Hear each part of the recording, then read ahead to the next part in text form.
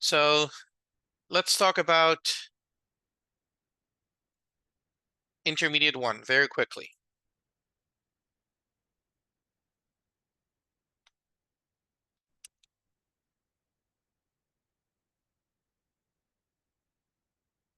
So intermediate one, introduction. So this is going to be a short introduction of what we're going to be doing during this course. What are some of the changes that we're doing? Of course, thinking about the best for you guys as students. So our main goal is to give you the best experience. So you're starting in intermediate one today. Now, our classes are going to start at 7:30 p.m. and they are going to finish at 9 p.m. Okay, that's going to be Monday through Thursday. Monday through Thursday. Okay, so those are a few pieces of information that you probably know already, but I just want to make sure that that we are clear. So 7:30 p.m. to 9:30 p.m. Monday through Thursday. Okay, what else is different? Well, we are going to have our interactive class with Nearpod and everything for the first part. And we are going to have a dedicated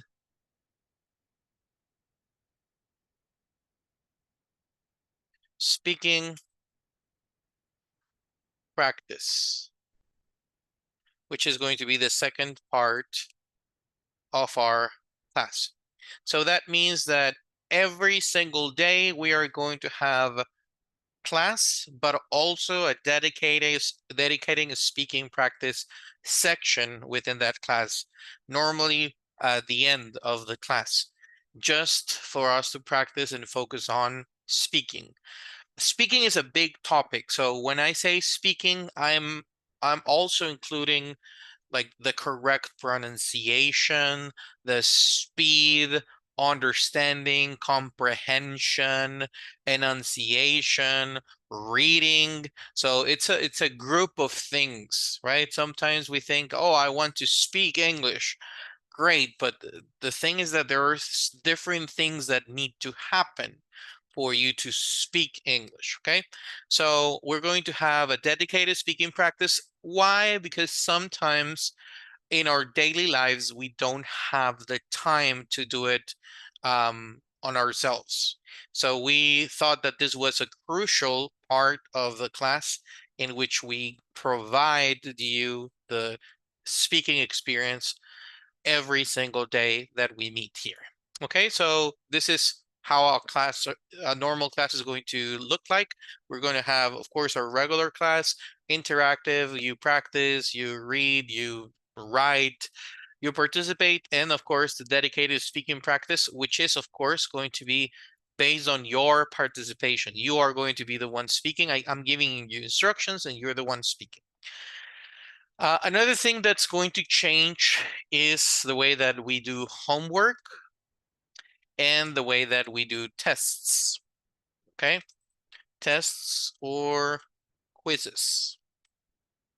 So this is going to be different. Now, normally what we would do with homework is that you had, right, a PDF, you downloaded that PDF or you had downloaded that Word file and you would edit that and you will upload that again.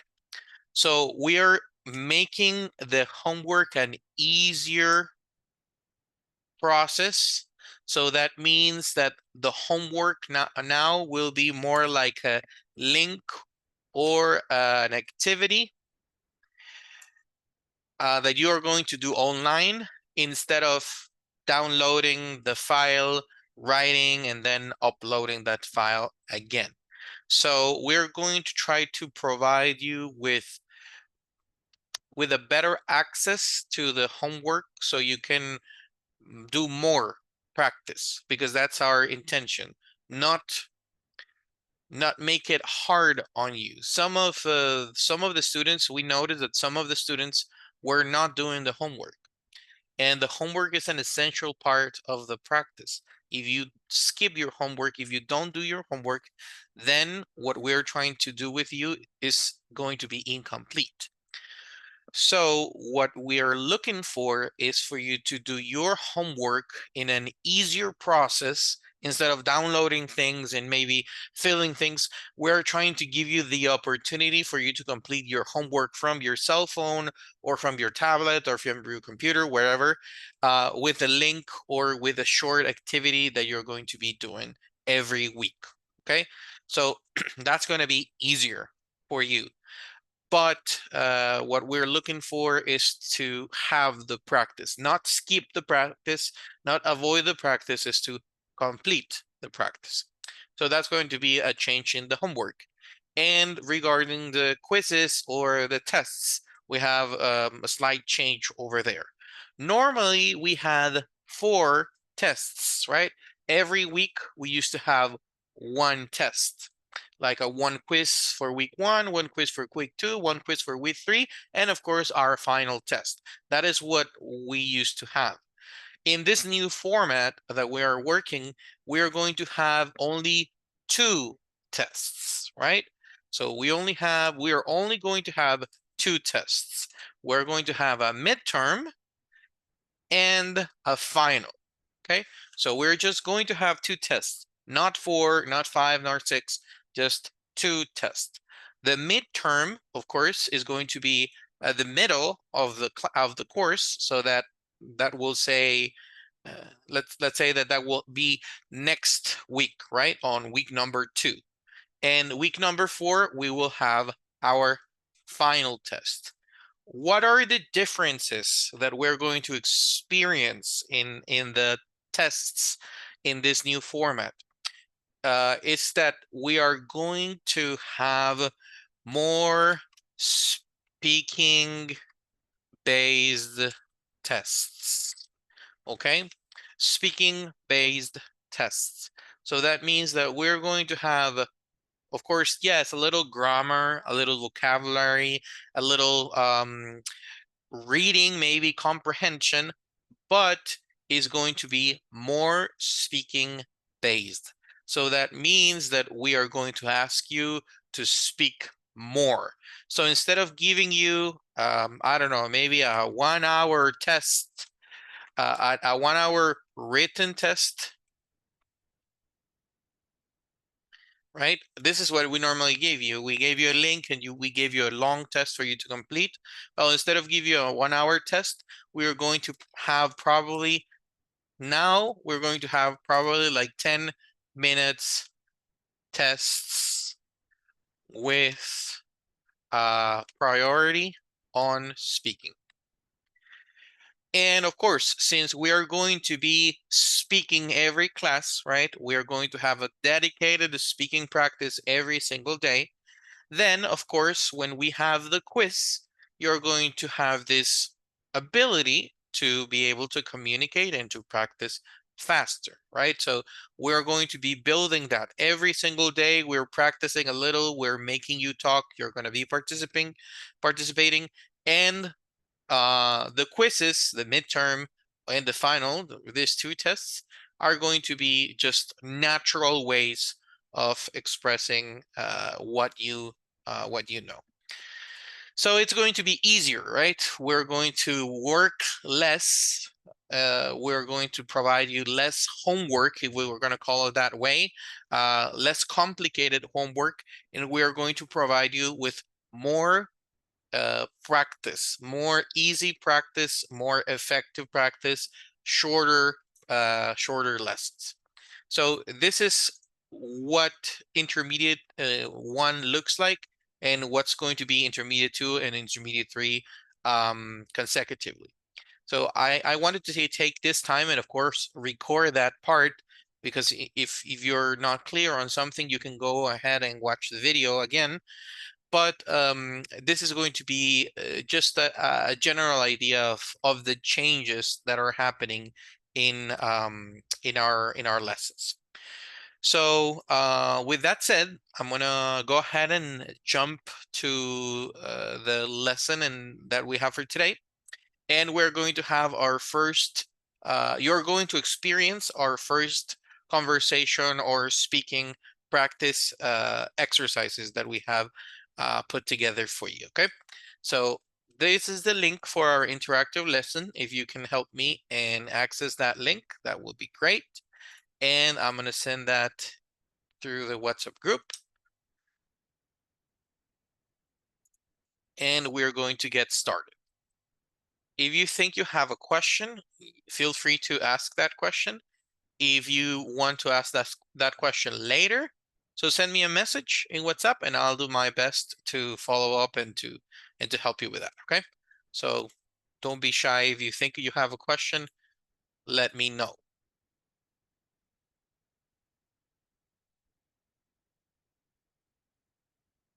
Okay, so you enter your name.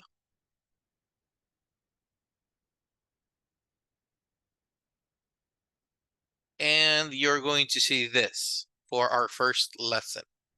It's called our lesson number A, Unit 1, The Way We Are. So this is the first lesson for intermediate. And we're going to talk about personality traits. Remember that in previous classes we discussed about the physical appearance, right? So my hair, the type of hair that I have, do I have long hair, short hair, the color of my eyes, the color of my skin, maybe if I have freckles or if I have a mustache or if I have a beard. So those are things on the exterior, right? So these are physical traits. Well, today we're going to have an introduction to what we're going to call personality traits, okay? And this week we are going to study about personality traits as I mentioned before. So let's see. Okay, I have all of you in the Nearpod lesson. Let's go ahead and get started. Today's lesson, it's called People in a Hurry. So the name of the unit for the week is the one before. It's The Way We Are, right? Our personality. But today we're going to start and talk about people in a hurry. The purpose of today's lesson is to give you some tools to be able to describe with adjectives the way that people are, okay? So people in a hurry. Every time that we read, I try to ask you to analyze the text even before we do an exercise. Let's try to understand first the title, because this is going to give us a lot of information about the lesson. So that means that if I don't know a word in this title, I need to investigate, right? Okay, so I want you to investigate, what is the word hurry? What does the word hurry mean? And in this context, what is the meaning of this expression? People in a hurry. So whoever has that information and want to share it with the rest, please raise your hand and tell me what's the word hurry, and in this context, what do you think this phrase means?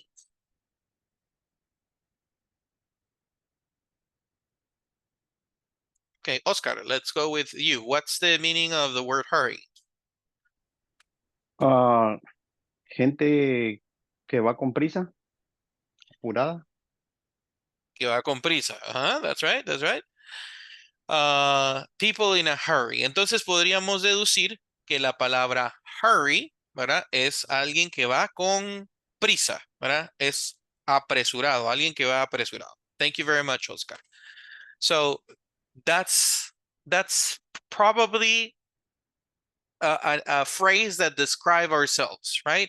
Sometimes because of work or because of school or because of church activities, we are in a hurry, right? We're always in a hurry. So today we're going to discuss about that. If it's good, if it is bad, what things can we do to improve that part? So I have a question for you now that we know the meaning of the word hurry. Vean que este ejercicio tal vez no hubiera sido tan efectivo si no entendemos el título anterior, right? So now the question is, are you ever in a hurry? When? In which occasions are you in a hurry? So try to provide examples on when you're in a hurry. And if you can add images, that will be wonderful, okay? So I'm gonna head to a Collaborate board. Remember, I think that you already know what a Collaborate board is. So in this Collaborate board, you can add your ideas and you can add images. So I would like you to help me to do that.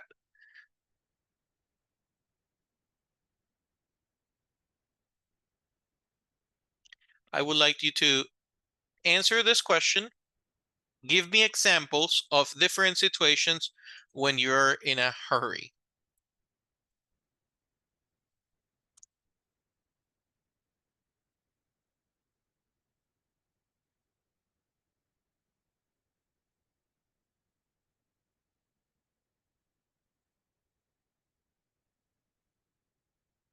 I'm gonna add my own example. And this is real for me. When I am in a hurry,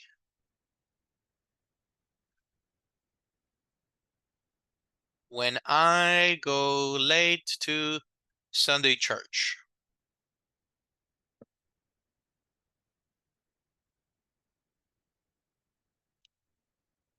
That's one way. That's one example of situations when I'm in a hurry. Okay? When I prepare breakfast and lunch, okay? Yes, definitely. That's a moment when we are on a hurry and maybe we're stressed. When I was to the work, okay, when you go to the work, I think that that's the best phrase. Normally when I go to the work, when I'm late for a church service, I guess. Okay. What else? What are other situations in which you are in a hurry? Maybe for school, maybe for work.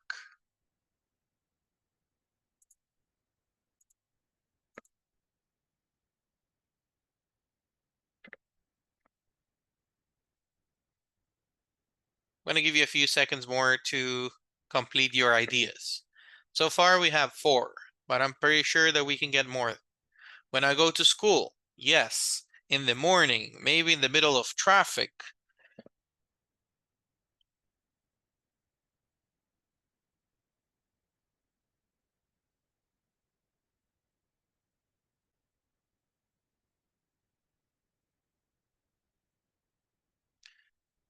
Okay, when you went to work this morning, that could be an example, yes, like in the morning. And maybe it's our daily breath, right? Every morning I'm in a hurry because I'm in traffic, when I'm late for meetings. Okay, yes, that's also true. Every day when I'm going to work. Okay, that's another one.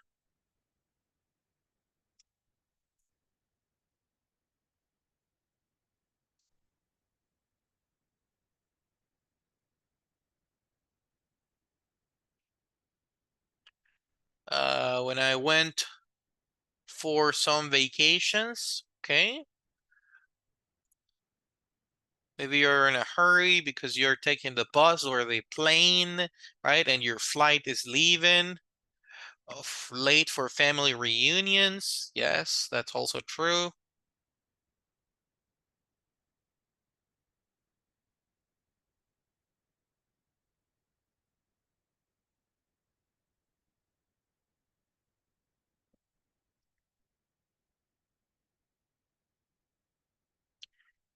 Perfect, perfect, perfect. Great. So that's what I wanted. I wanted you to participate and also think about when you're in a hurry. So try to think about how you feel when you're in a hurry. Let's see, there's another one. In the classes today. Okay, maybe you were in a hurry to get to class today. That's also true. Saturday when you go to the meetings, okay? you have games, okay? So you're in a hurry because you want to be on time. When you're late to the doctor, that's another situation. Yes. Perfect, perfect. So how do you feel when you're in a hurry? When you're in a hurry, I don't know, you feel stressed, you're sweating, you're, I don't know, worried about getting on time, or maybe uh maybe you're worried because somebody is going to tell you something, maybe they're going to punish you, or maybe they're going to give you a warning at work because you're arriving late. So there are different feelings that are happening inside of us when we are in a hurry. Now, I want you to help me answering this little quiz. This is more like a survey, okay? So we're going to take this quiz, but this is not a grammar quiz or it's or vocabulary quiz. No, this is more like a personality quiz to see how you handle every situation. When you're walking down the street, right? When you walk down the street, what's what's your personality like? A or B? You walk very fast and use the time to make some phone calls, or you are pretty relaxed and you enjoy the walk and look at the things and people around you.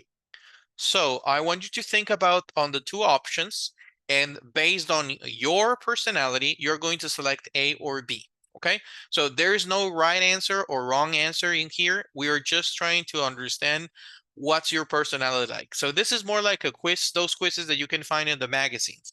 No sé si alguno de ustedes ha tomado de esos quizzes que abre un quiz de personalidad, ¿verdad? Que sale en alguna revista, o de repente en Facebook sale algún, ¿verdad? Qué personaje, qué princesa de Disney soy, ¿verdad? Según mi personalidad, algo así, ¿verdad? So that's a personality quiz. This is a personality quiz, okay? So it's not that you're gonna have good answers or wrong answers, but I want you to give me your opinion. Let's start by getting the first one. So the first question is going to give you 1 minute. You just have to select A or B, right? So when you walk down the street, according to your personality, are you A or B? What's your personality type? Select one of those and then send it. Submit, please.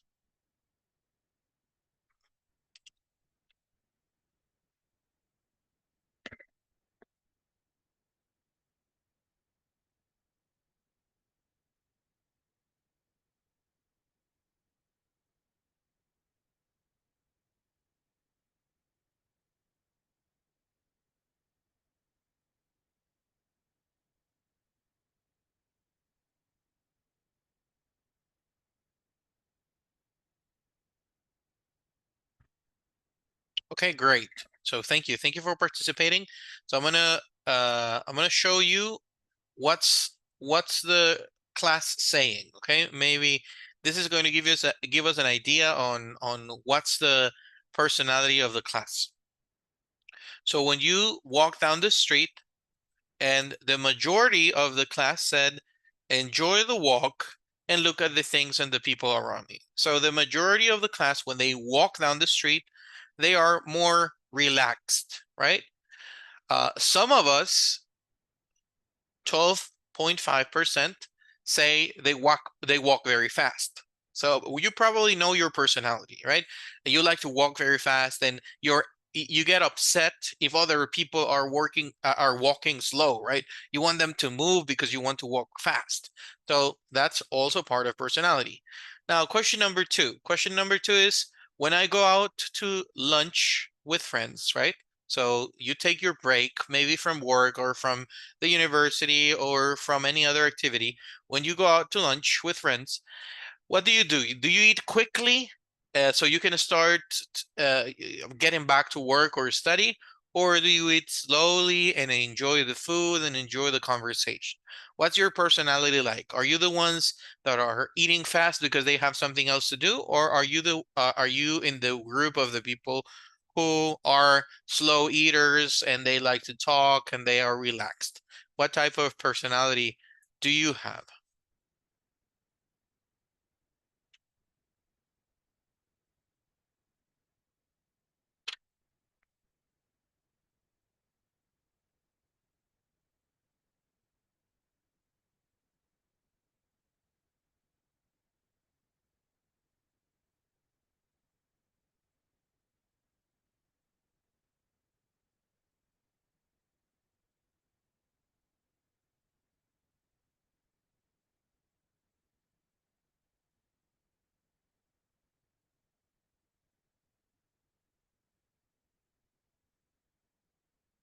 Okay, so most of the people answered. So let me show you what are some of the answers people sent. So most of us are pretty relaxed when we eat. Some others are very quick to eat because we have homework or we have work or we have calls to do or we have messages to send. So we have those options. Number three, when there is a family event, right? A family gathering, maybe a birthday or a family party, right? What's your position? You have to miss it because you have too much to do. Now, this word here is important. The word miss is a verb in this context. Puede tener muchos significados, pero en este contexto es un verbo y la palabra miss es fallar o faltar, right? So I often have to miss it because I have too much to do when there's a family event. Let's say that there's a wedding or there's like, I don't know, the grandma's birthday party. Uh, do you often, often have to miss it because I have too much to do. Or B, I try to plan my time well so I can attend the event. Attend es asistir, o sea, ir, llegar, estar, hacer presencia. So which one are you? Are you the one that has a lot of things to do and cannot attend to the family events? Or are you the ones, are you with the ones who plan the time well and try to be present? So I would like to hear your opinion on that one. Again, just 1 minute and describe your personality through these comments.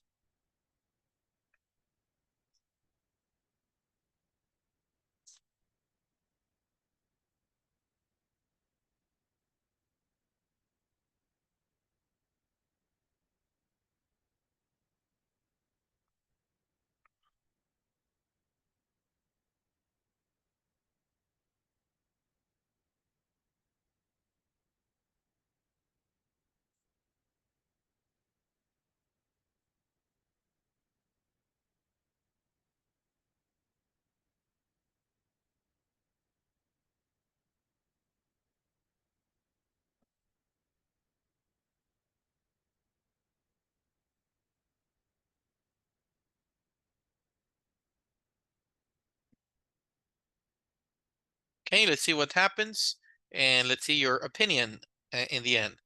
So, okay, very good. So we normally, for what I can see in class, we normally try to plan our time well so we can be there. But there's also some of us who have a lot of work to do. Maybe we're busy with our business or we're busy with our work or our church or our studies, and we miss the events.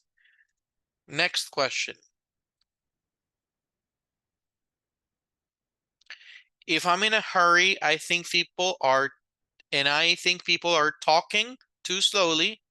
Okay, si tienes prisa y las personas están hablando muy lento, I don't know if this happens to you, but there are some people who have problems with that. I sometimes interrupt them to finish their sentences, or I listen quietly and I wait for them to finish before I talk. How do you handle this situation when people are very slow to talk? What do you do? Do you try to hurry them by interrupting and finish their sentences? Or do you listen quietly and wait for them to take their time to finish? What's your take? What's your situation?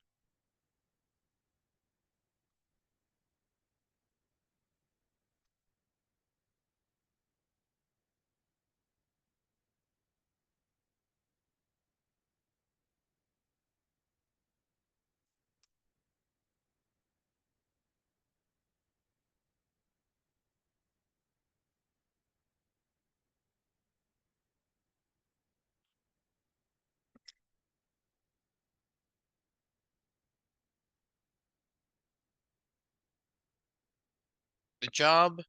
Have 10 seconds to decide.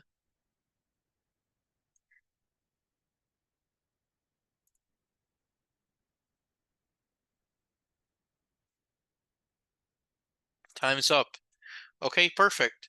So if I'm in a hurry, we listen quietly, but sometimes we interrupt them, right? Estamos divididos acá. Sometimes people are taking too much time, ¿verdad? Tal vez nosotros tenemos prisa o queremos ya hacer otra cosa y la persona está así hablando muy lento, so it may be a problem, okay? Two more questions, number 5 and number 6, and we're finished with this exercise.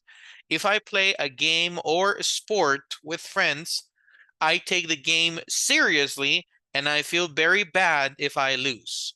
Si pierdo, me siento muy mal y tomo el juego muy seriamente.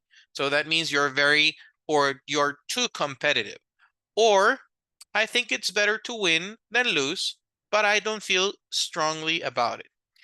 So, por supuesto que te gusta ganar y no perder, pero tampoco te sientes demasiado mal o no le pones demasiado sentimiento.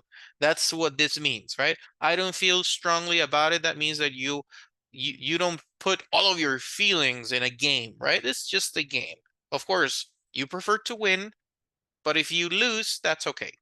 So there are people who have a very competitive spirit and they like to win every game, right? They take their games or their activities very seriously. And if they lose, they feel kind of bad. So in this case, which one are you?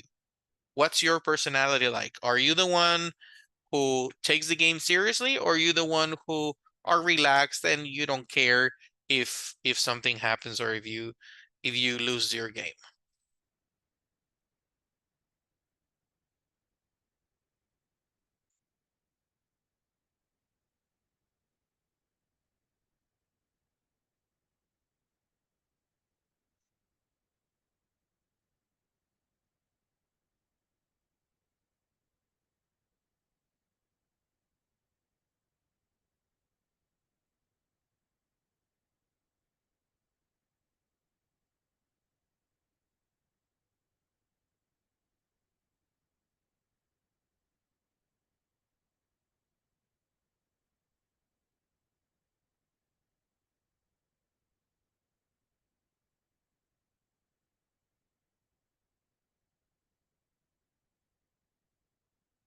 Okay, very good. So for what I can see here, we are not competitive at all. All of you answered it's better to win than lose, but you don't feel strongly about it. Great, great. I know people who are very competitive and they don't like to lose anything.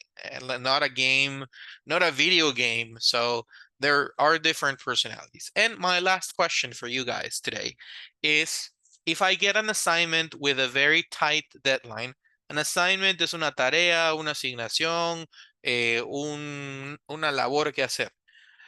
The word tight means apretado, pero cuando hablamos de tiempo es cuando es algo que ya está muy cerca.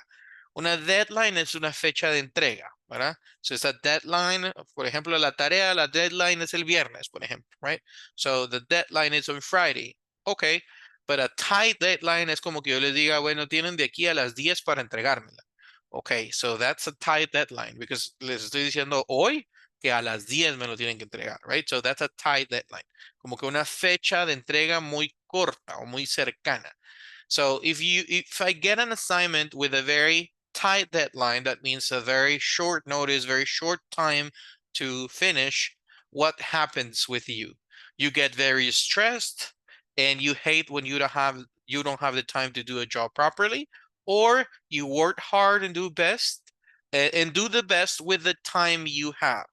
What's your position? Do you get very stressed when that happens, or you do your best, but you are okay with whatever happens? What's your position here? If you get an assignment with a short deadline, what's your personality like? Are you a relaxed person in which, of course, you're a working hard person, but it is what it is, or you get very stressed?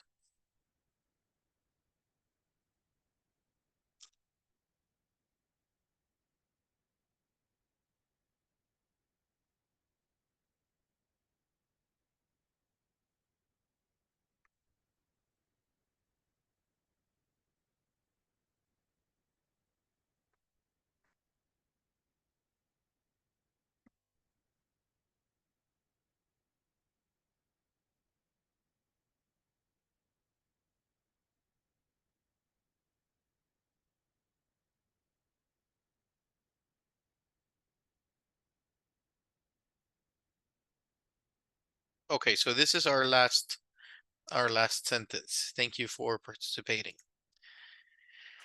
So we have a mix. We have people who are very relaxed, in which, of course, you work hard and you do your best. But there are also some other people who get very stressed. I think I am in the group A. I sometimes get very stressed if I have too much to do in very short time. We all have different personalities. Now, what happens when we're always in a hurry? Now, this is the question that we were asking. If you noticed, la pregunta que se hacía es, do you need to slow down? Slow down is the opposite of being in a hurry, right? Being in a hurry is running all the time, doing all of the things, and slow down is take it easy, right? Take your time to do things. Maybe stop being in a hurry is the opposite, right? So do you need to slow down?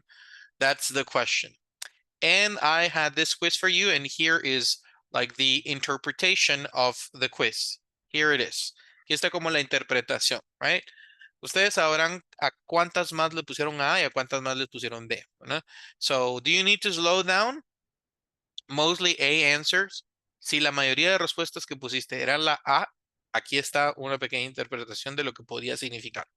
So, it's time to slow down and enjoy life more. Try to plan your day differently, or trying to plan your time differently. Make more time for family, friends, and fun. That's if you mostly had A. If you have mostly B, that means you're balancing work or study and play nicely. Just keep the balance right. So, esta es una pequeña interpretación. Si la mayoría de nuestras fueron B, probablemente estamos viviendo una vida relativamente balanceada. Si la mayoría de nuestras respuestas fue A, eso quiere decir que tal vez estamos siendo muy intensos en algunas cosas, ¿verdad? Y tal vez tengamos que, como decía el ejercicio, you might have to slow down, okay? You might have to slow down. So that's one of the things that I wanted to discuss with you, right? Talking about personality traits.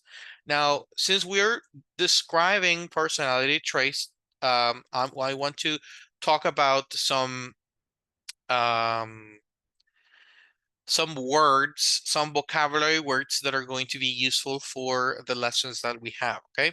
So I have a little quiz for you. It's a quiz where you select one or the other according to the context of the sentence. Todas estas palabras son palabras reales, okay? So they exist. They are real words. Now, of course, depending on the context, some of these words are going to be better than others for the context or for that sentence. Entonces, por ejemplo, aquí tengo tight y tightly. Okay. Una de estas dos suena mejor con esta oración.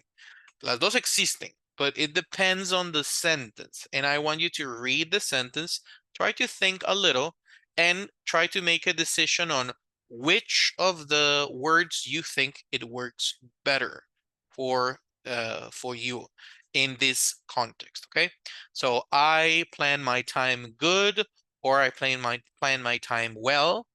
I often eat lunch quick or quickly. I feel strong or strongly about my opinions. So, what is the right answer according to your opinion? Aquí solo estamos emitiendo nuestra opinión, right? So we're just providing our opinion, and we're trying to, of course, have a little thinking time. No espero que todas vengan bien, por supuesto, pero sí por lo menos que nos obliguemos a pensar, okay, in this sentence, what would be my choice? What do I think it sounds better? Incluso antes de saber las reglas o lo que sea, ¿qué es lo que suena mejor para nosotros? What does sound better for this one?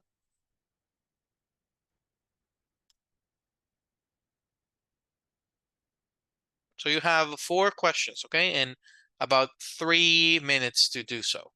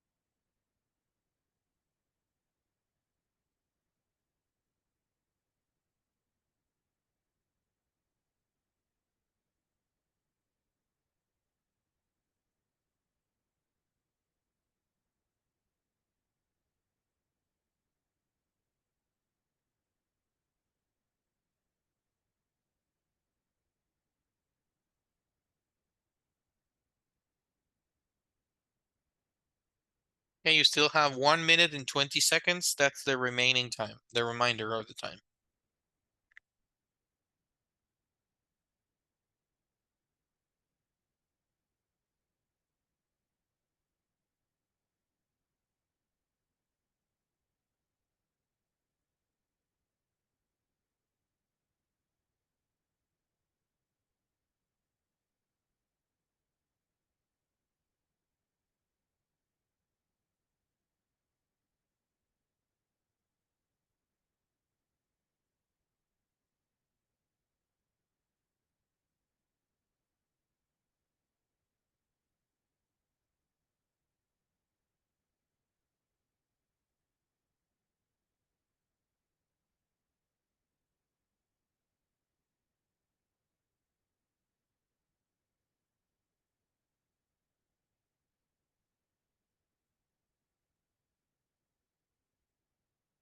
Okay, most of the answers are already here, so I'm gonna show the final version and give you, of course, the correct answers for you to know what's the right one. So let's go ahead and see number 1. I have a lot of tight deadlines. Tight deadlines. I plan my time well.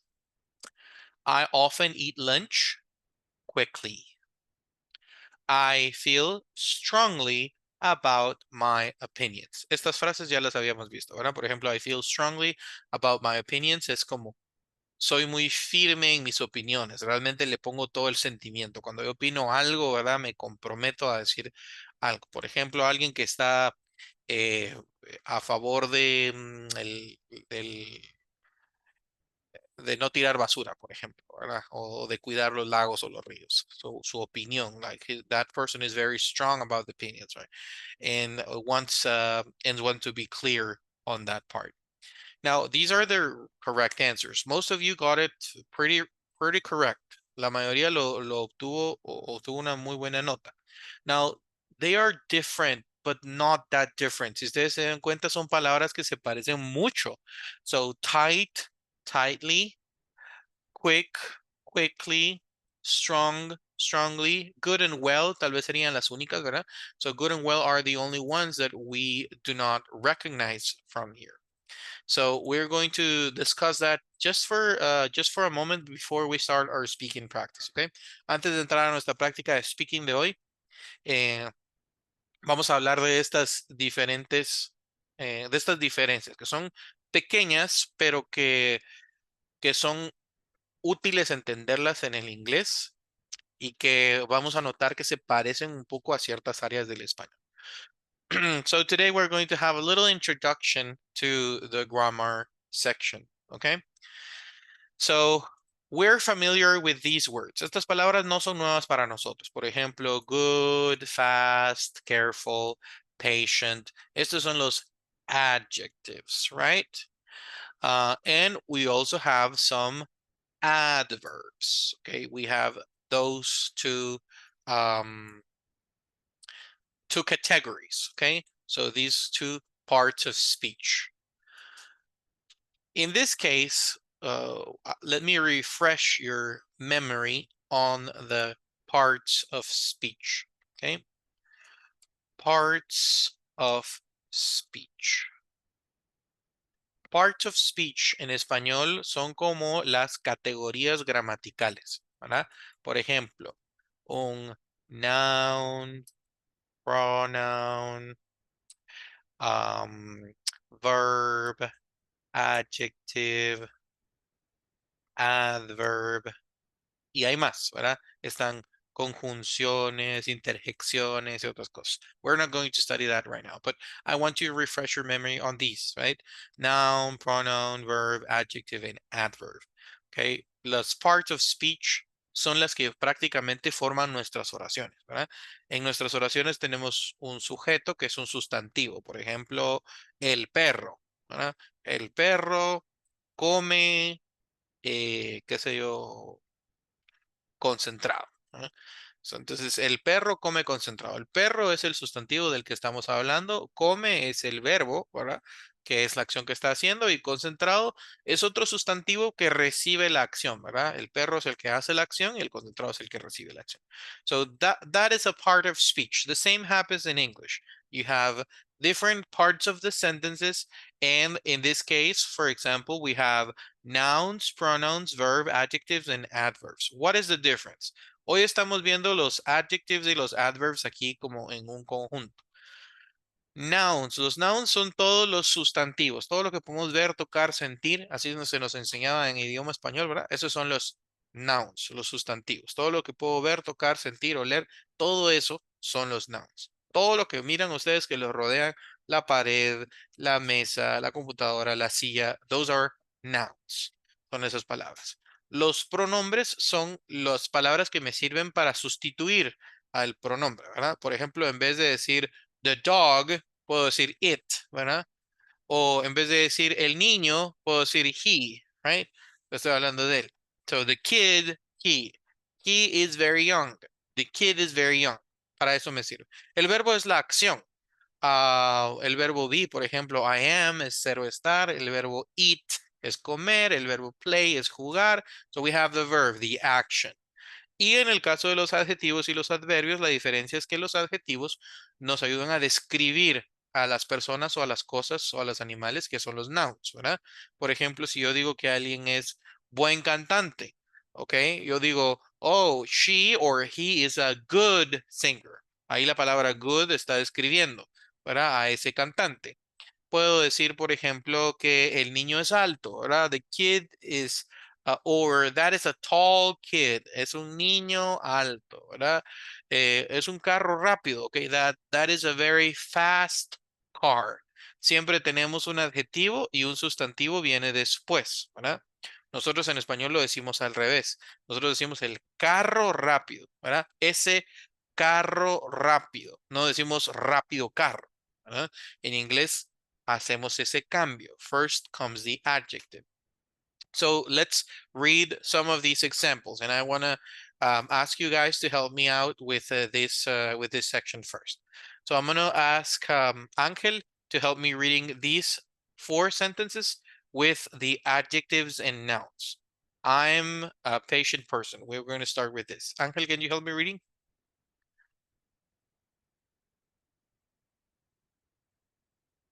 Okay. I am a patient person. Mhm. He is not a good singer. He is a fast driver. She is a careful driver. Okay, perfect. That's exactly right.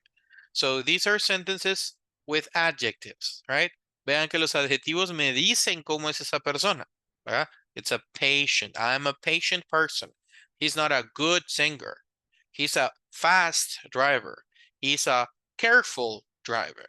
Muy bien. Entonces, para eso sirven los adjetivos. Y los adverbios son otra categoría. Estos adverbios ya no describen a la persona directamente, sino me dicen cómo hago una acción, ¿verdad? ¿De qué forma la hago? Por eso se llaman manner adverbs. Manner, en español nosotros la traducimos de modo o de manera. Un adjetivo, perdón, un adverbio de modo. Es cómo hago las cosas, ¿verdad? Entonces, por ejemplo, aquí es I wait patiently in lines. He doesn't sing very well. He drives very fast. She drives carefully. Entonces, nosotros estamos notando acá que tenemos palabras que se parecen, por ejemplo, patient y patient. Y eso es normal, ¿verdad? Patient es el adjetivo original y patiently es una palabra que se deriva de ese adjetivo, que es un adverbio.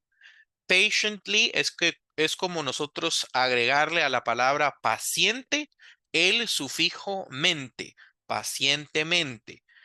Yo espero pacientemente en las colas. I wait patiently in lines. He doesn't sing very well. No todos los adjetivos van a seguir este mismo patrón. Van a haber algunos adverbios, ¿verdad? Que son irregulares, es decir, de good no sacamos goodly, ¿verdad? No existe, pero sí existe la palabra well. Well es el adverbio que se deriva de good. He doesn't sing very well. Noten la diferencia aquí de las posiciones, ¿verdad? El adverbio, el adjetivo y el sustantivo van juntitos los dos. Adjective and noun, adjective and noun, adjective and noun. Ahora con los adverbios es diferente. Va primero el verb y luego va el adverb. Por eso vean que aquí está wait patiently. Sing very well. Drives very fast. Drives carefully. Carefully es cuidadosamente. Careful es alguien que tiene cuidado. Carefully es cuidadosamente. La palabra fast es otro de los adverbios que vamos a ir viendo en esta semana que son irregulares. Es decir, no hay fastly. ¿Verdad? That word does not exist. So, just to wrap this up, vamos a amarrar estas dos cosas. We're going to wrap this up. The adjective describes the person, ¿ok? El adjetivo va directamente a describir a la persona o al sustantivo. Esa es la gran diferencia. Y el adverbio se centra más en el verbo, en la acción, es decir, cómo hago esa acción. ¿Verdad? La hago rápidamente, la hago lentamente, la hago correctamente, la hago incorrectamente. ¿Cómo hago la actividad? Esa es la gran diferencia entre los adverbs y los adjectives. Y nosotros esta semana vamos a estar empapándonos un poquito más acerca de los adverbs, que son los nuevos, por decirlo así, para nosotros, ¿verdad? Son los nuevos. Hay adverbios que son regulares, como lo estaba introduciendo hoy, y hay adverbios que son irregulares. Los regulares son aquellos que claramente vienen de otra palabra, ¿verdad? Patient, patiently. Careful, carefully. Easy, easily. Automatic, automatically. Solo se le agrega la L-I al final, ¿verdad? So it's something very common. It's like in Spanish, ¿verdad? Paciente, pacientemente. Fácil, fácilmente. Automática, automático, automáticamente. So it's super easy to recognize the regular ones, right? We just change the ending, just as we do it in Spanish. Now, the irregular adverbs are those that we're going to have to remember, right? Good is well, is not goodly, right? Is well. Y hay algunos otros que se llaman irregulares porque no siguen el mismo patrón, pero no porque cambien, sino por el contrario, porque no cambian. El adjetivo y el adverbio es el mismo. Late, late. Fast, fast. Hard, hardly. Okay? Sorry, hard, hard. Hardly existe, pero ustedes lo van a ver en otro contexto, no en el contexto de el adverbio de mo. So today, that's the purpose. Give you a little understanding on how you can how you can talk about personalities. How can you see your own personality, right? Here, we are trying to describe our personality. In these other sentences, we were trying to discover, right, our real personality. If I get an assignment with a very tight deadline, I get very stressed. I hate when I don't have to do my job properly, apropiadamente. Ahí hay un adverbio, ¿verdad? Ya los empezamos a identificar, ya solo en el texto, ¿verdad? Por ejemplo, seriously, ok, aquí hay otro adverbio, ¿verdad? Strongly, aquí hay otro adverbio. So once you understand this, you're going to start noticing that there are going to be different adverbs in the sentences that we did not know about. So adverbs are all over the place. But now that we are paying attention, right, we can go back and read again. And if I'm in a hurry, I think, and people are talking too slowly, okay, so this is an adverb again. Listen quietly before and wait for them to finish before I talk. That's another example. Another example here is plan my time well. No es plan my time good, right? It's plan my time well, because well is the correct adjective that comes from good, but the correct word is well. Y aquí estamos describiendo, no que yo soy bueno en general. ¿verdad? Sino que para esta actividad yo soy bueno. To plan my time. So how do I do that activity? I'm describing the activity or the way I do the activity. Por eso se llaman manner adverbs, right?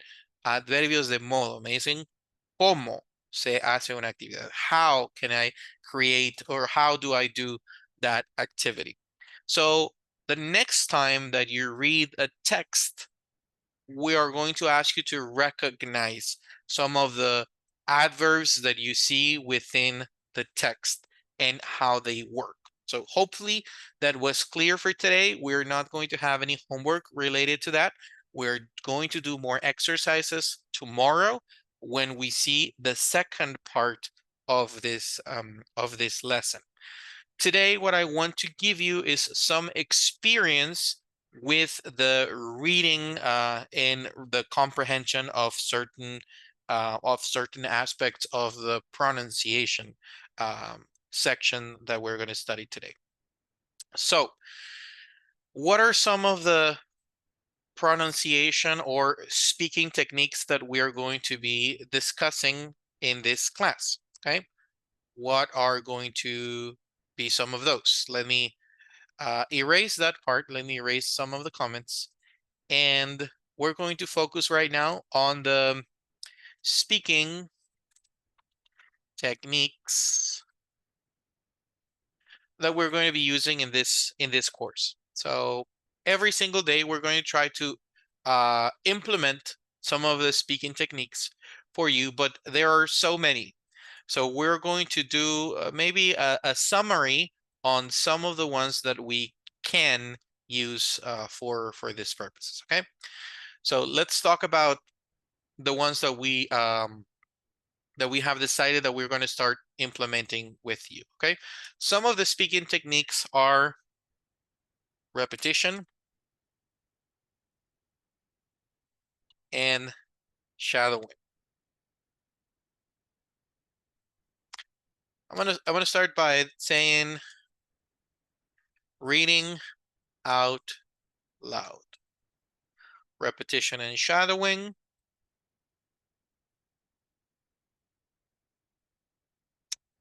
Retention.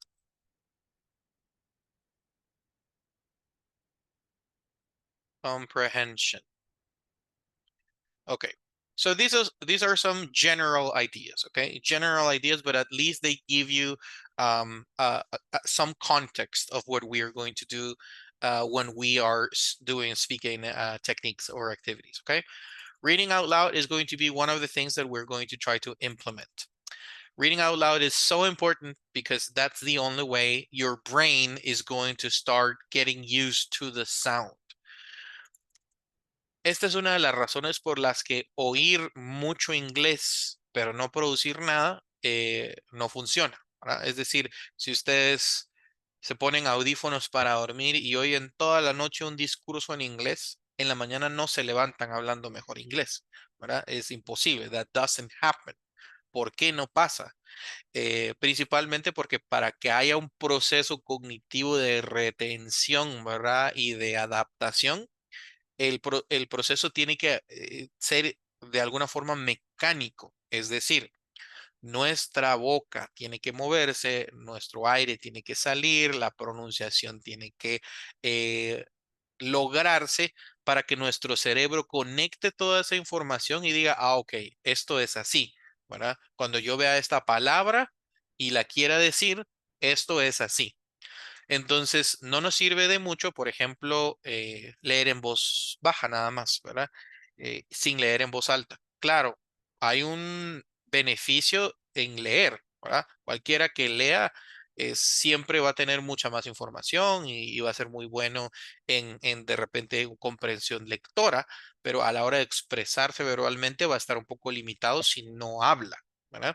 Entonces, reading out loud es una de las cosas que vamos a implementar como algo fijo en estos procesos de speaking, porque necesitamos que ustedes empiecen a oír y acostumbrarse a oírse. y ser ustedes sus primeros jueces, ¿verdad? Normalmente lo hemos dejado como una sugerencia, ¿verdad? Y decimos, ok, cuando estés en tu casa, grábate, ¿verdad? Lee en voz alta y grábate. Pero sabemos que a veces es difícil y muchos no tienen ese tiempo y no tienen la oportunidad de hacerlo en casa. So we're going to try to implement specific exercises for you to do it and actually do it and receive feedback, ¿ok?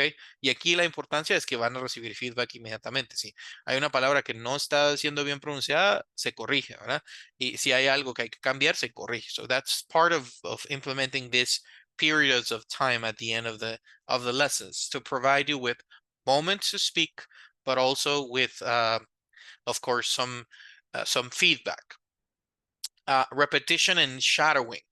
Este ejercicio de repetition and shadowing tiene que ver con speaking, pero no porque nos va a dar más vocabulario necesariamente, ¿verdad? Porque para eso estamos recibiendo las clases, para eso leemos, para eso investigamos, o sea, del vocabulario viene, pero la repetition and shadowing son técnicas de speaking que nos ayudan con la entonación. Y eso es algo que tal vez a veces nosotros no tomamos en cuenta cuando nosotros estamos estudiando un idioma. Y es que cuando nosotros estudiamos un idioma diferente al nuestro, va a tener un sonido diferente al nuestro. Es decir, la forma en la que se enuncian las oraciones, en la que se enuncian las preguntas, las exclamaciones, etcétera, hay diferentes variaciones entre cada una de ellas, ¿verdad? Y por eso notarán también, ¿verdad? Que muchas veces cuando alguien lee en inglés que no está acostumbrado a leer en inglés, suena puro robot, ¿verdad? Porque lee todo de corrido, lee todo igual, no hay una entonación en la que se oiga como que está dando una historia, como que está contando algo, sino se lee plano, ¿verdad? Entonces, ese tipo de habilidades se adquieren cuando nosotros empezamos a hacer algo que se llama shadowing. Shadowing, la palabra shadowing viene de shadow. Shadow es sombra. Una sombra que está atrás del objeto, ¿verdad? Que la produce. Shadowing literalmente lo que hace en el inglés es que nos permite imitar ese primer ejemplo. Entonces, a través de los ejercicios de shadowing, nosotros vamos a tener algunos ejemplos de listening en el que vamos a oír palabras u oraciones completas y nosotros vamos a reproducirlas, es decir, vamos a tratar de repetirlas o imitarlas lo más cercano a la fuente. Por ejemplo, si es un video, si es un audio o si es el profesor, cualquiera de las fuentes que sea, nosotros vamos a tratar de repetirlo lo más pegado posible. No solo le pronuncié bien esta palabra, sino cómo sonó el sentido completo de la oración. O sea, sonó a que lo estaba yo pronunciando con sentido, valga la redundancia, o solamente era un robot repitiendo, ¿verdad? Porque muchas veces podemos nosotros leer muchas oraciones en voz alta y leerlas todas mal, todas sin sentido, todas planas. Entonces, la repetition lleva el reading out loud como un nivel arriba, ¿ok? Entonces, hoy vamos a ver algunos ejemplos de estos ejercicios. ¿Cómo sería un buen ejercicio de repetition y cómo sería un ejercicio bueno de shadowing? Retention. Retention es otro nivel un poquito más arriba del repetition y el shadowing. Retention es poder escuchar un mensaje relativamente largo y poder reproducirlo de vuelta de memoria sin leer lo más fiel posible. Es decir, eso quiere mucha atención de mi parte porque voy a tener que poner extrema atención en lo que la persona está diciendo, al contenido del mensaje y reproducirlo lo más cercano posible. Entonces, hay diferentes niveles de retention. Hay algunos que son retention así como textual y algunos otros es, bueno, voy a reproducir una interpretación de lo que yo entendí de ese mensaje largo, ¿verdad? Y tratar de poder tener una retención lo más fiel al mensaje posible. Tal vez si no fueron el 100% de las palabras exactas, sí puede ser un 90%, un 80%, pero que tenga intacto el mensaje.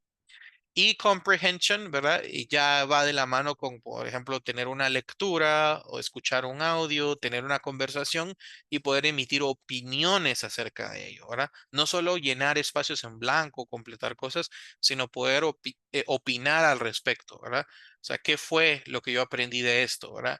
¿Qué podría darle como recomendación a esta persona que dijo esto, ¿verdad? Ahí se requiere una comprensión. No podemos nosotros crear algo.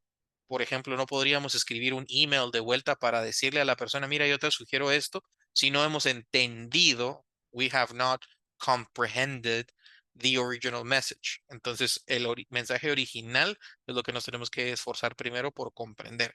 Y entre más información haya, es más complejo, ¿verdad? Una oración, that's super easy, pero un email completo, una historia de 2, 5 minutos, etcétera. So those are the things that we're going to be looking to increase. So this is just a sample of what we're going to try to do. We're going to start very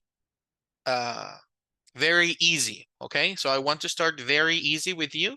We're not going to make it complicated, but you're going to start feeling the difference because we are going to do this every single day. So hopefully you're going to be practicing every single day as well and improving your time. So I wanted to take the time to explain, but the rest of the days we are just going to be practicing, okay? Just today I want to show you or explain to you what's the purpose of the exercises, what are we looking to get with these exercises, and what is the outcome, what is the result which with each of these exercises, okay? So let's get started. And for these exercises, I will be calling your name and asking you to participate with the text. Okay. So this is a reading from a website that I always recommend. It's called lingua.com. So if you feel like investigating a little and maybe practicing outside of the classroom, this is a great website. It has different languages, but I'm using the English section of the website, especially the reading exercises. There are some premium exercises and there are some free exercises. Okay, so this is one of the free exercises. It's a beginner's lesson. So this is a reading for beginners, not for intermediates. This is for beginners, but we're going to use this as a sample for what we're going to try to do. It's called My Wonderful Family. And what we're going to do is that we're going to use this text to try to work on the things that I mentioned before. Like, for example, reading out loud, then also shadowing, and then moving to retention, and then moving to comprehension. So I am going to do something here. I am going to give you a sample of how these sounds, and I want you to help me reading afterwards, okay? So let me check. Yeah, so we have, not all the lessons have audio. This one has audio. So I'm gonna use the audio, okay? So you can listen to the original. And this is going to be at normal speed. Since this is for beginners, is going to be a slower to mid speed. It's not going to be a super fast speed reading. So let's pay attention and let's see how it sounds and let's see if it works. Lingua.com, Reading Comprehension. My Wonderful Family. I live in a house near the mountains. I have 2 brothers and 1 sister, and I was born last. My father teaches mathematics, and my mother is a nurse at a big hospital. My brothers are very smart and work hard in school. My sister is a nervous girl, but she is very kind. My grandmother also lives with us. She came from Italy when I was 2 years old. She has grown old, but she is still very strong. She cooks the best food. My family is very important to me. We do lots of things together. My brothers and I like to go on long walks in the mountains. My sister likes to cook with my grandmother. On the weekends, we all play board games together. We laugh and always have a good time. I love my family very much. Okay, and then of course we have some questions and everything. But I just wanted to make a point here. No sé si ustedes lo notaron, pero cada vez que esta persona estaba leyendo se sentía que estaba contando algo. Ese debería de ser nuestro propósito cada vez que nosotros leemos o que hablamos, ¿verdad? Que se entienda que estamos contando algo. Al no haber entonación, ¿verdad? Cuando no hay intonation or there is no accent put into the reading or into the speaking, we sound very flat, muy planos, ¿verdad? So, el mensaje no llega, no sabemos si es una información importante, si es una información que deberíamos recordar, si es una información graciosa, si es una información triste. So, all of that comes from our voice, and that's part of the English language as well. Nosotros creemos a veces que hablar inglés es solo poder decir muchas palabras rápido. Pero en el español, si ustedes se dan cuenta, cambiamos el tono para todo, ¿verdad? Damos una información, a veces aceleramos, a veces lo hacemos más lento porque queremos ser más enfáticos en lo que estamos haciendo. So the same happens with English. We cannot forget that that's a language used to communicate. And sometimes you communicate feelings, you communicate information, important information. Sometimes you communicate, I don't know, something very funny, or sometimes you communicate something very serious. So every sentence makes a difference. Cuando esta persona leía, cada lectura que hacía tenía un principio y un final en sus ideas. El punto y seguido es, en este caso, lo que marca, igual que las comas, ¿verdad? El principio y el final de ciertas ideas. He notado que como estudiantes nos toca mucho el a veces leer de largo y no entender dónde empieza una idea y dónde termina otra. Eso solo lo adquirimos cuando nos metemos más con el lenguaje, ¿verdad? A veces leemos, I live in a house near the mountains, I have two brothers and one sister, and I was born last. So, I don't know what information was that. Tal vez mi pronunciación no estuvo mala, tal vez mi velocidad no estuvo mala, pero el propósito principal, que es communicating that information, that was not achieved, ¿verdad? No se comunicó bien. So there was a lot of information there, but the understanding of that information was blocked. Entonces, paso número uno, to improve speaking, to improve our speech, we need to understand that every time that we read or every time that we speak, we are providing information, and that information is comprised or is formed by little pieces of information. Cada vez que nosotros hablamos algo en español o en inglés, aunque sea largo o sea corto, está conformado por piezas más pequeñas de información. Entonces, en lugar de pensar, ¿a qué gran texto no lo voy a poder leer completo? Vamos a pensar en, okay, what are the little things that we are going to understand first? Okay, entonces vamos a irnos de oración en oración, sentence by sentence, and I'm going to ask you guys to help me to read as close as possible with meaning, okay? Entonces, ¿cómo vamos a dividirnos? Va a ser de punto a seguido a punto y seguido. Por ejemplo, ahorita le va a tocar a Ángel. Ángel, de el inicio hasta donde encuentre el punto y seguido. Friseida, de la siguiente oración hasta donde encuentre el siguiente punto y seguido. Karen, de la siguiente oración a donde encuentre el siguiente punto y seguido. Liz, así, de punto y seguido a punto y seguido. Y por supuesto, si se nos acaba, llegamos hasta esta parte, pasamos al siguiente párrafo de un punto y seguido a otro punto y seguido. Se nos acaba la lista, reseteamos y volvemos al principio. Lo que quiero es que ustedes puedan darle sentido a esa pequeña oración que tal vez les tocó, del un punto y seguido a otro punto y seguido, pero que esa oración suene con sentido. Right? You're communicating something, not just good pronunciation. Good pronunciation is great, but it's just one little part of communication. Intonation, it's also a very big part. So, Angel, you can start, please.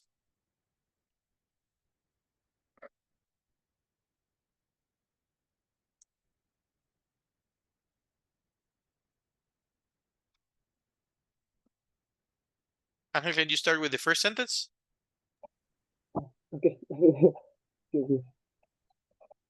I live in a house near the mountain. Okay, just that. I live in a house near the mountains. Okay, a esa oración quiero que le dé sentido. Can you read it again? Just you're telling something, right? And the word here is mountains. Mountains. So can you do that again? Okay. I live every Can you do again? okay. I live in a house near the mountain. Mhm. The mountains. No es mo, sino mau. Mountains. Mountain. Ok, perfect. Entonces tu oración termina aquí. Entonces tu entonación termina hacia abajo. I live in a house near the mountains, ¿verdad? Porque no es una coma, sino es un punto, ¿verdad? Entonces en vez de decir I live in a house near the mountains, vas a decir I live in a house near the mountains, towards back, towards down. Okay, so go ahead and read it again, Ángel.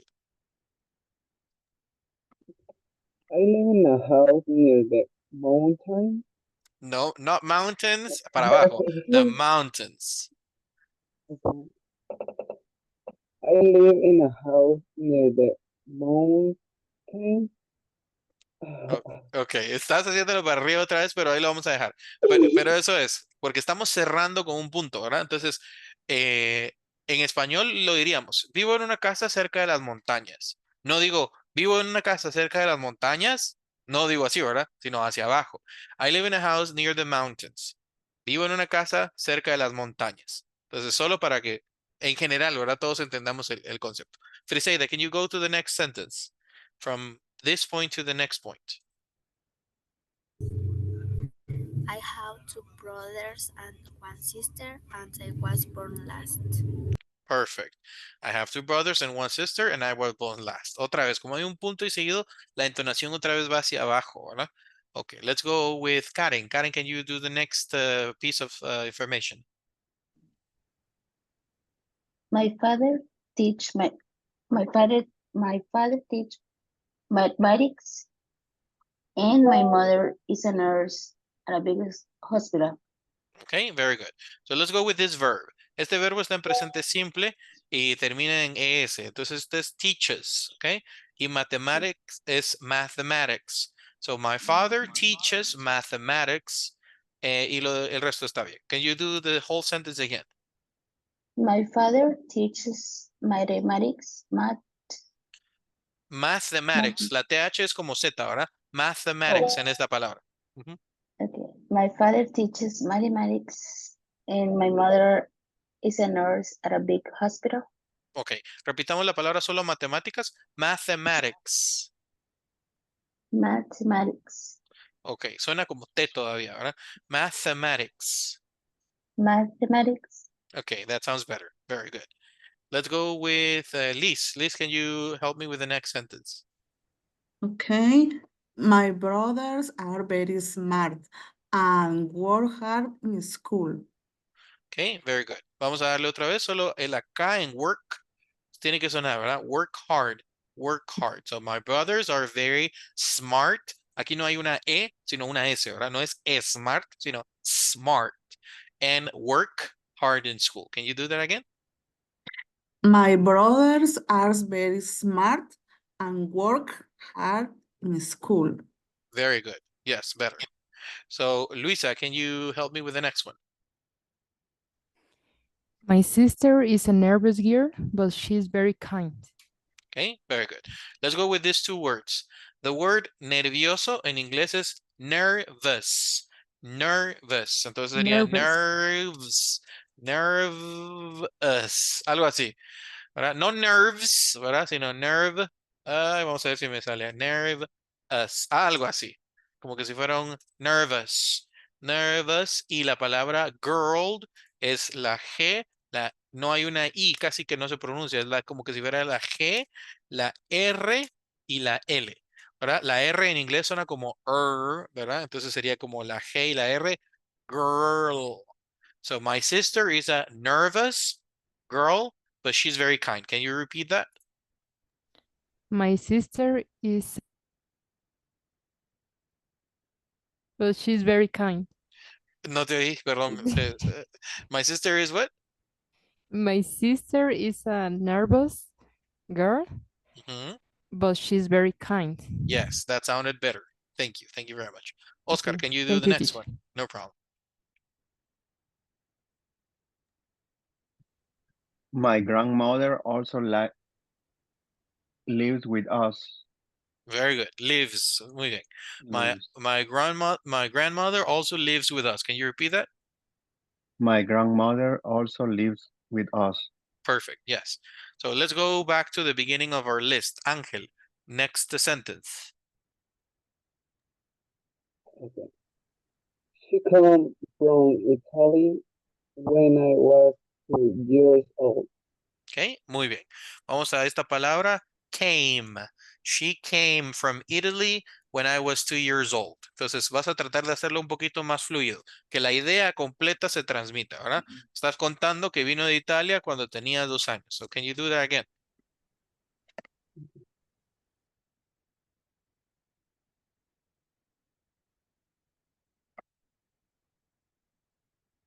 Ángel, perdón, ¿podrías darle otra vez? The same sentence. She came, Came. okay. She came from Italy when I was 2 years old. Muy bien. Vamos a repetirlo una tercera vez, pero esta vez más fluido. Ya sabes cuáles son las palabras, un poquito más rápido. Okay. She came from Italy when I was 2 years old. Ok, mejor. Muy bien. Muy bien, very good. Let's go with Friseida. Friseida, next sentence, please. She has grown old, but she is still very strong. Ok, muy bien. Esta palabrita de aquí vamos a repetir.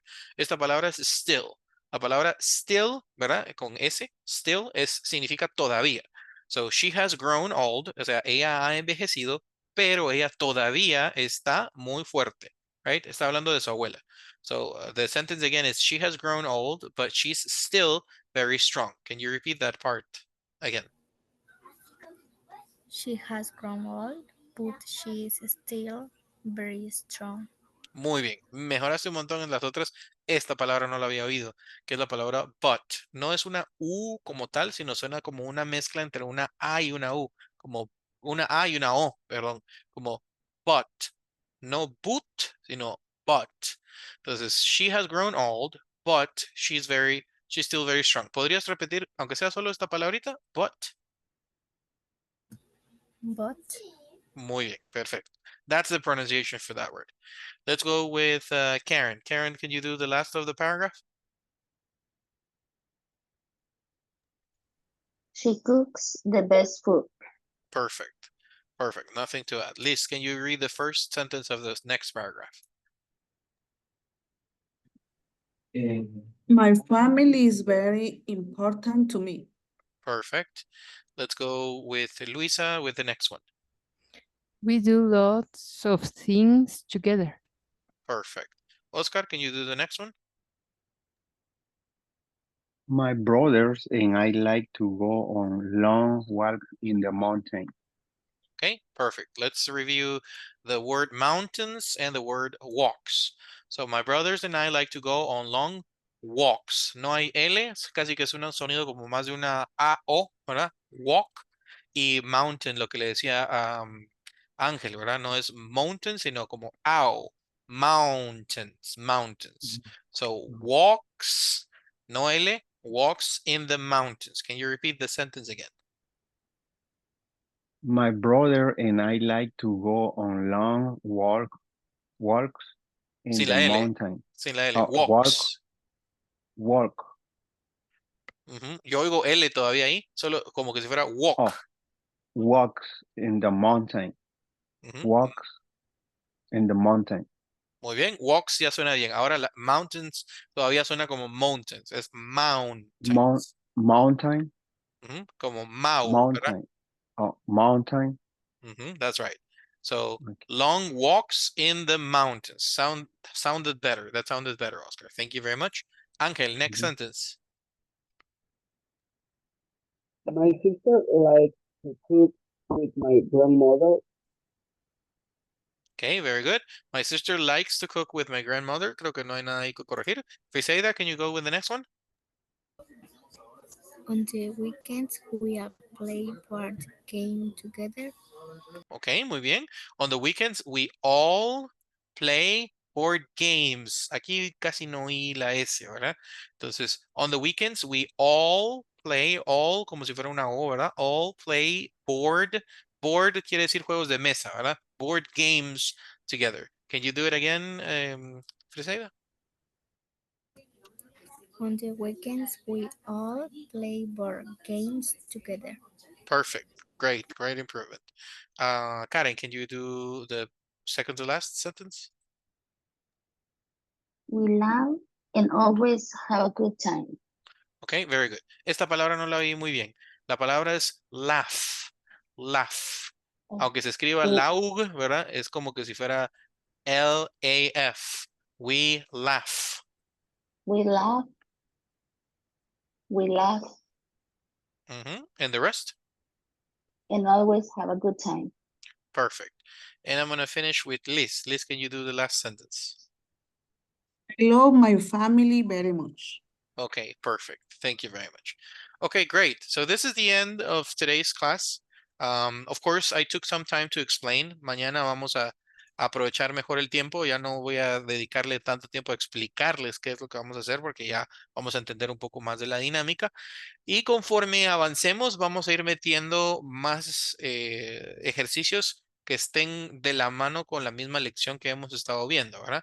Hoy, como les decía, quería empezar por lo básico, por empezar a entender qué es lo que estamos buscando cuando queremos mejorar la pronunciación y todas las cosas que implican, ¿verdad? El hablar mejor inglés o hablar más. Okay, it's not just producing information, it's also the correct intonation, is the correct pronunciation. And when we do these exercises and receive feedback is the way that we kind of grow better. Okay, so that's it. Thank you very much for staying with me for a few extra minutes. If you have any questions, remember to text me. If not, we'll see each other tomorrow at 7:30. Okay. So wish you the very best. Talk to you soon and have a great evening. Thank you. Have a good evening. You're very Thank you, welcome. teacher. See you tomorrow. See you Bye. guys. Bye-bye.